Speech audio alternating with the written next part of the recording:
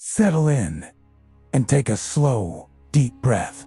Feel your body begin to sink, your limbs softening, your eyes growing heavy beneath the hush of night around you. The world is quieting, like pages closing gently, one after the other, until only stillness remains. Outside, a faint wind rustles through branches, brushing past stone walls and whispering through alleys lined with stories. You are safe, you are warm, and your journey is just beginning.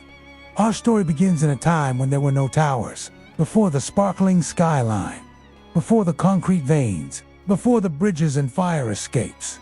There was earth, forest, water, a stretch of land breathing beside the ocean, where birds soared through untouched skies, and the rivers lapped the shore in gentle rhythm.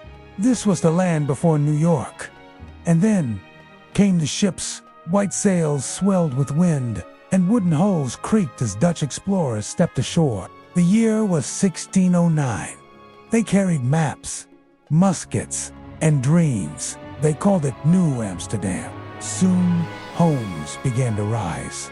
Simple wooden structures with steep, sloping roofs. Their chimneys puffing soft spirals of smoke into the cool air. Narrow lanes twisted between them, paved not with stone, but with promise. Picture yourself walking one of those early streets, boots crunching softly against the earth, your lantern casting a pool of golden light. You pass timber houses wrapped in silence, children sleeping, hearts flickering behind shuttered windows. The city was no more than a whisper, but that whisper would echo for centuries. As time passed, the settlement grew. By 1664, it had changed hands, from Dutch to British, and gained a new name: New York. The architecture began to evolve. The wooden homes gave way to red brick. Colonial and federal styles emerged. Neat, symmetrical, dignified. Buildings stood straight and quiet, their white-framed windows watching passers-by like thoughtful eyes. Here, simplicity with strength. Breathe in the crisp air of that time, mixed with chimney smoke, baked bread, and the faint scent of horses waiting on quiet corners. The city was still small, but its dreams had begun to stretch. And so came the 1800s, the age of change. Trains hissed, steel groaned, the hum of industry echoed through the streets. It was here that the soul of the city truly began to rise. Not just outward, but upward. Beaux-Arts began to bloom, a new kind of architecture. Rich, grand, theatrical. Buildings wore ornament like jewelry. Marble columns, arched windows, sculpted friezes. These weren't just homes or shops.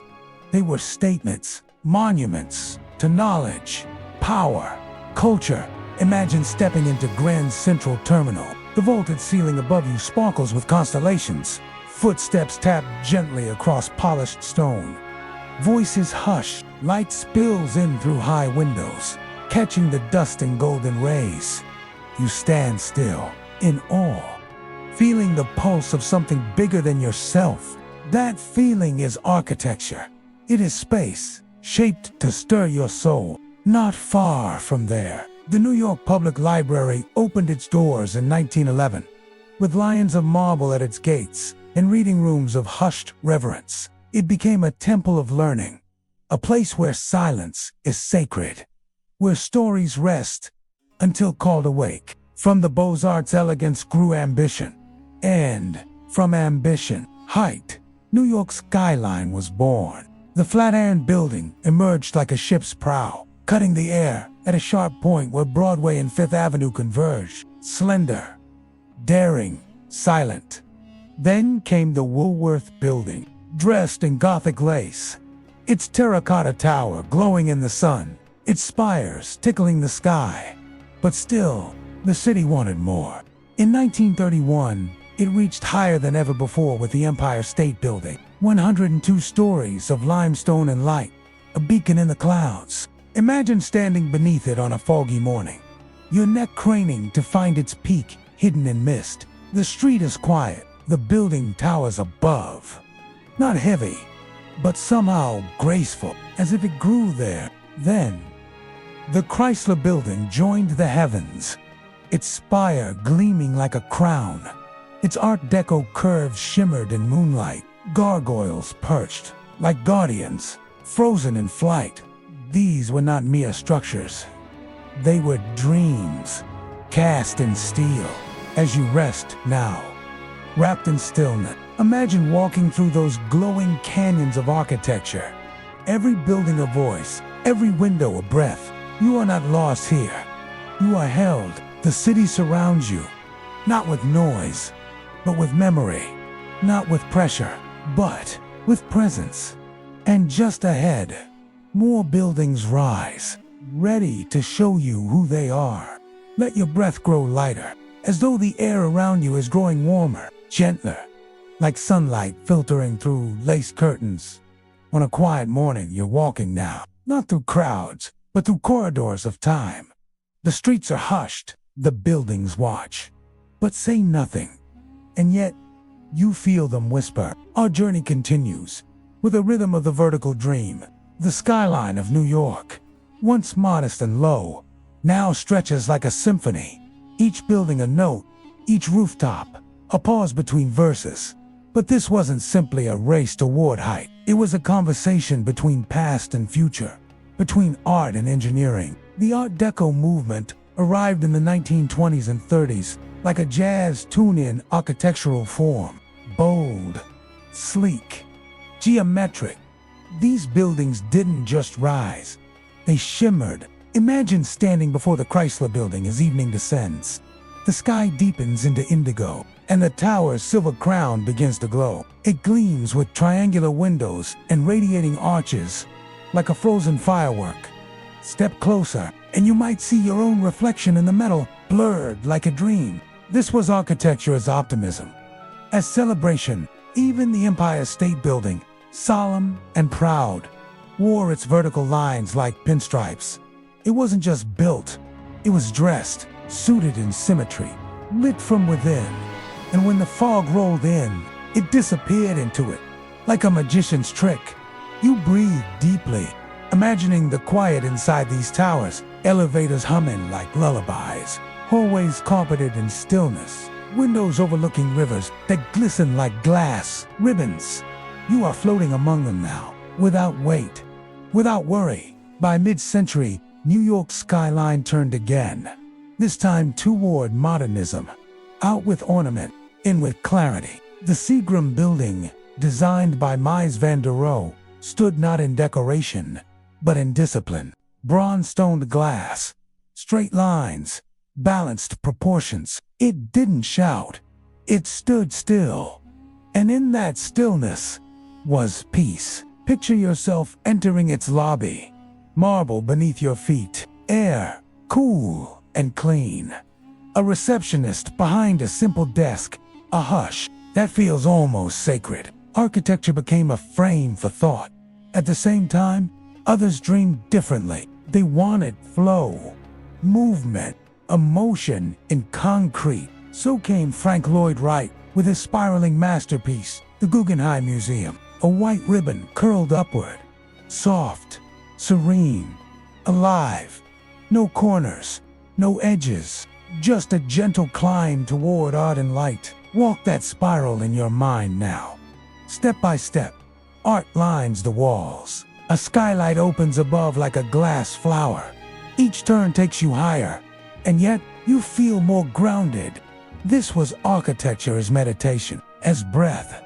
And as you drift farther into the fabric of the city, new visions appear. Postmodernism entered with glass and steel, towers of reflection, buildings that spoke less of gravity and more of possibility.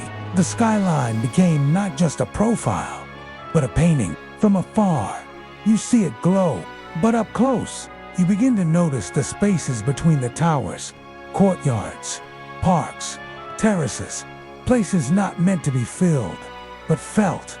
Even old spaces were reborn. The High Line, once a rusting railway above the streets, was transformed into a floating garden. Wild grasses grow between steel tracks. Benches overlook brick buildings, birds' nests. Beside art installations, It is a quiet path above a loud world. Walk it now, in your thoughts. The breeze brushes your face, leaves shiver gently in the wind. Far below, taxis blur past. But up here, you are alone, floating, peaceful, at eye level, with old water towers and rooftop gardens. A new city growing inside the old one. Architecture listens and responds, and always, it remembers even in its tallest towers.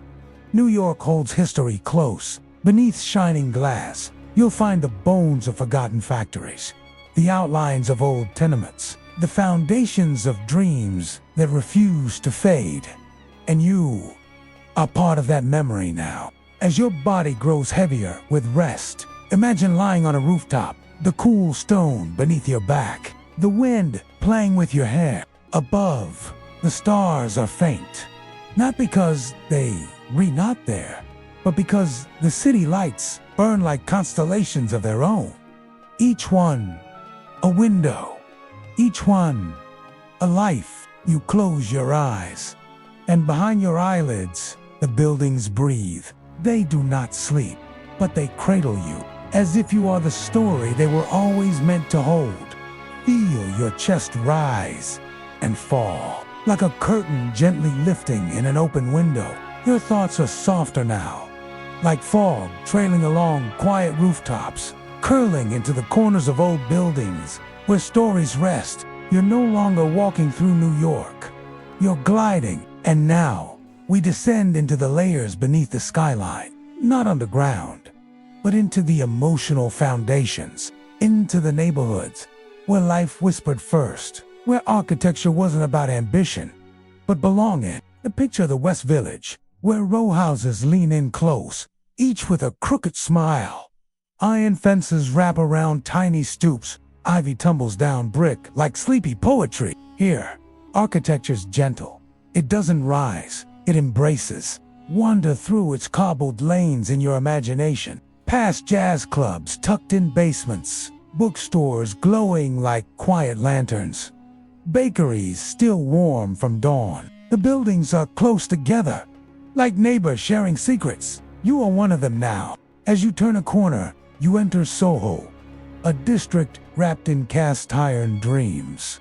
The facades here are theatrical, painted in soft grays, creams, and cool blues. Columns rise and repeat, intricate, orderly, proud. They once held factories. Now, light, art studios, loft windows yawning open. Rusted fire escapes zigzag down the fronts like ribbons on a gift that's already been opened. You stop to rest your hands on one of those metal railings. It's cold, but not unkind. Worn smooth by generations. Architecture doesn't forget. It holds fingerprints like stone remembers footsteps. Farther downtown, the rhythm of buildings changes again. You feel it. Lower Manhattan wraps around you like a cathedral of contradictions. Old against new, quiet against glass. You find yourself before a Trinity Church. Its Gothic spire rising defiantly beside towers of glass. Its brownstone glows in morning light. The graveyard is silent, except for the wind threading through iron gates. You run your fingers along the worn headstones. Names, long past, still held here. The skyscrapers around you don't overshadow the church. They lean back, respectfully, because in New York, the sacred and the soaring live side by side. Now, breathe deeply as we cross the Brooklyn Bridge. Slowly, steadily.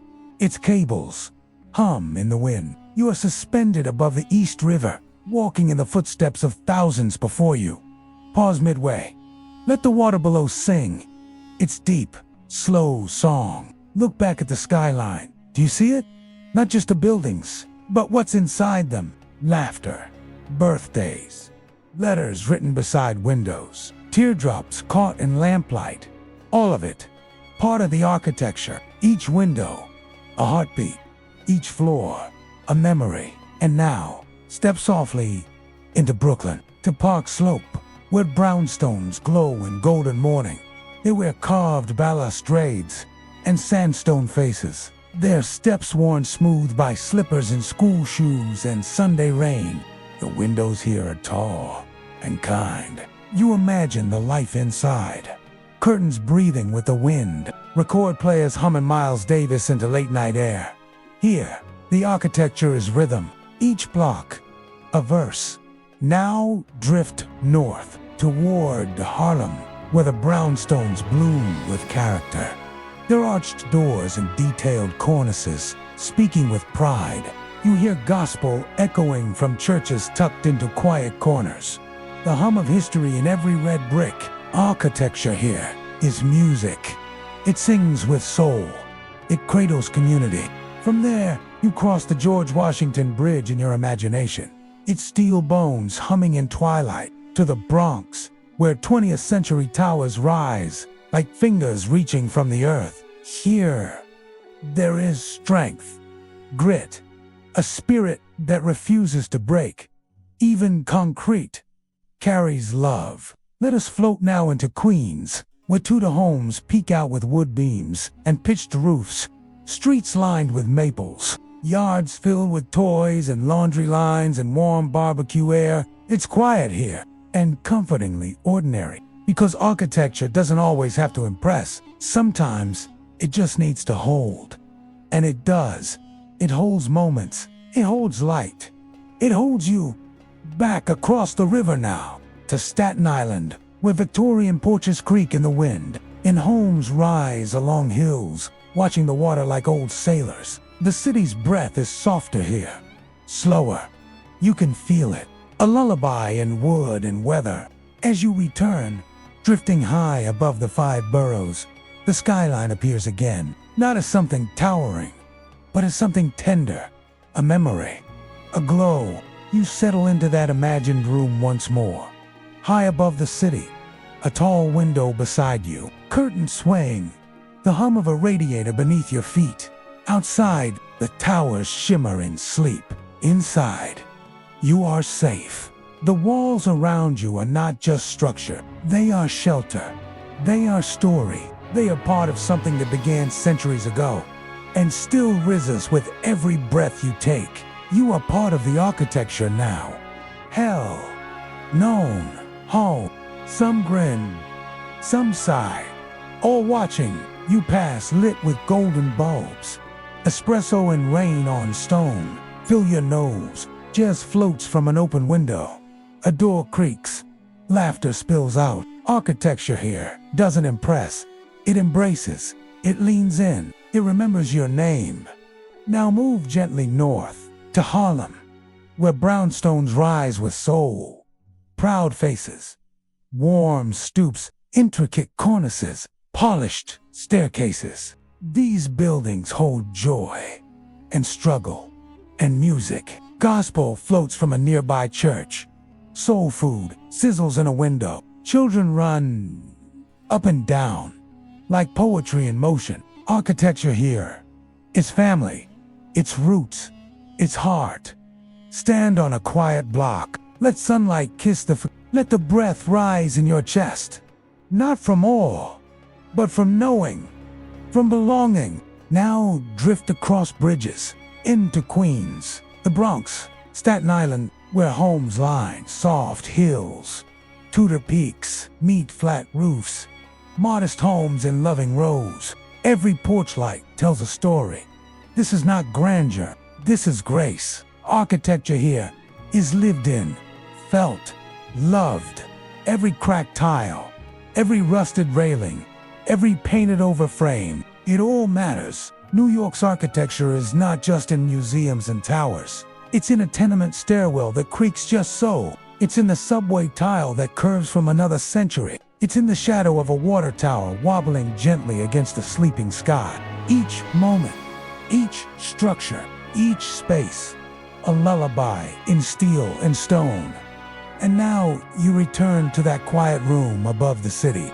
Your room, your stillness. Tall windows stretch before you. The city glows beyond. Not bright, but soft mellow. The buildings don't watch you now. They dream beside you. You are safe, wrapped in a blanket of architecture and time, held in a skyline built not just by hands, but by hearts.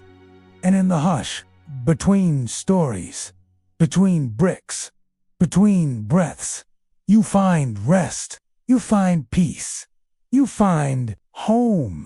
Oh, are resting now, deeper than before, your breath syncing with the heartbeat of this sleeping city. Around you, the skyline hums a lullaby in steel and stone. Not loud, not sharp, just steady, like a mother rocking her child. Outside your tall window, a gentle mist rolls in, softening the edges of buildings until they feel less like structures and more like dreams. Our journey continues, not upward, but inward. Architecture, you see, is not always about height. Sometimes it's about quiet. Sometimes it's about what you don't notice. The gentle curve of a stairwell railing, worn smooth by generations of hands. The sound of rain tapping on a tin awning. The golden wash of street lamp light over a hand-painted door. These things, they don't tower, but they touch you. Let us drift now into the subtle corners. The poetry hidden in plain sight, down a forgotten alley in the East Village, where a brick wall is wrapped in ivy, and a rusted fire escape zigzags like calligraphy. A single bulb glows above a weathered back door. Someone once stood there, long ago, maybe just to smoke or breathe. That space remembers. Now, follow me to a rooftop in the Lower East Side. You've climbed 5 flights of creaking stairs. The door groans open, and there it is. A skyline of silhouettes, painted in dusk. Rooftop gardens sprout from mismatched pots. Wind rattles clotheslines. Water towers, ancient and wooden, sit quietly, like monks watching over the street below. The city doesn't shout up here. It exhales, and you feel weightless. Look down now, at the mosaic of rooftops and ledges and glowing windows. From up here, New York is not a place of noise and speed. It is a sea of souls, each building a boat, each light a lullaby. Let's cross the East River again, floating silently toward the Brooklyn Heights Promenade. A stretch of stone above the water, lined with gas-style lamps and wrought iron benches. The old brownstones here are regal, but not proud. They seem to sigh softly as you pass. They've seen love stories and snowstorms, porch talks and piano notes floating from upper floors. And now, they see you. Imagine sitting on one of those benches. A breeze brushes the hair from your face. The Brooklyn Bridge stretches to your left, and the towers of Manhattan rise like ancient sentinels across the water. The lights twinkle, the reflections ripple, and the hush of the night deepens. The air smells of salt and brick and evening flowers. You close your eyes, and for a moment, the entire city breathes with you. Inhale, exhale. As your thoughts begin to blur, we drift again, toward places forgotten by time, but not by feeling.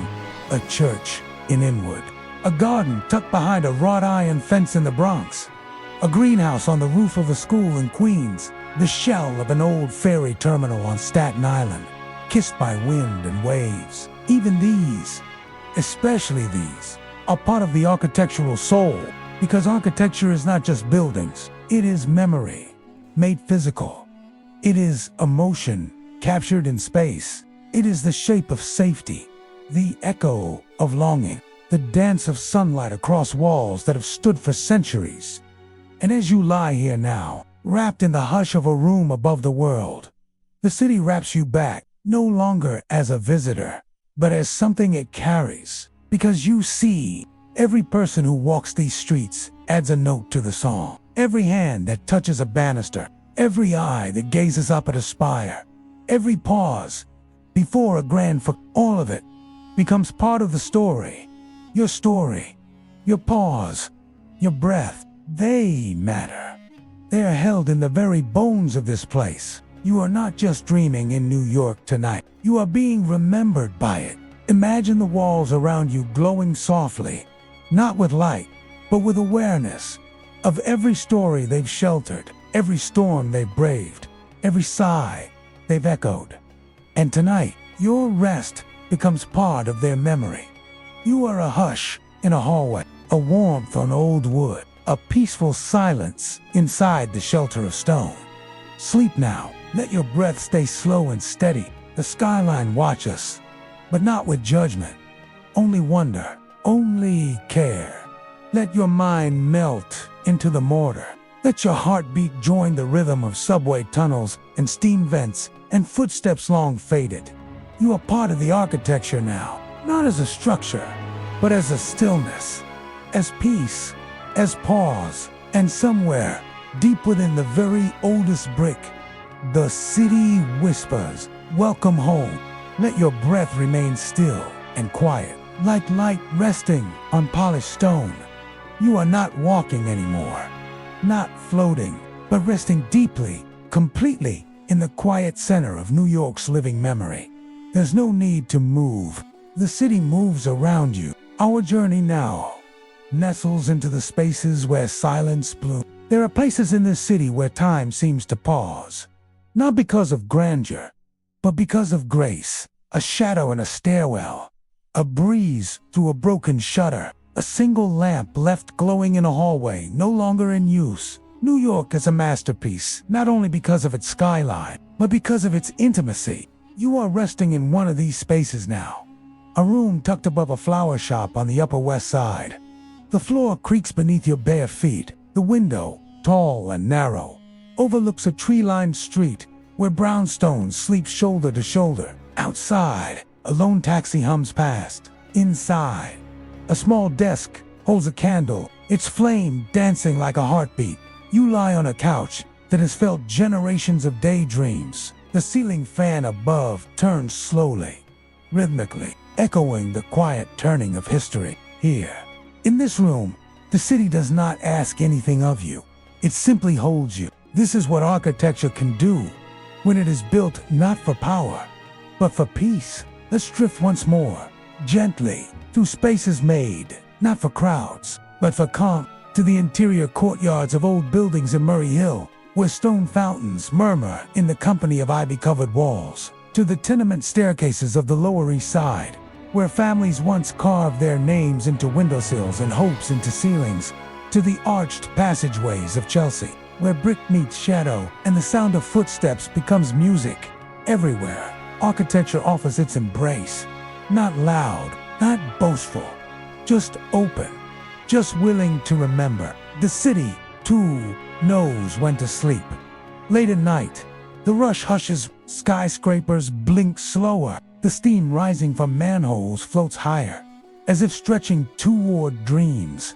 From above, the rooftops look like the pages of a well-loved book, folded, layered, and full of untold stories. You see rooftop gardens asleep in their soil, string lights still flickering on old balconies, a chair left out, forgotten, waiting for morning.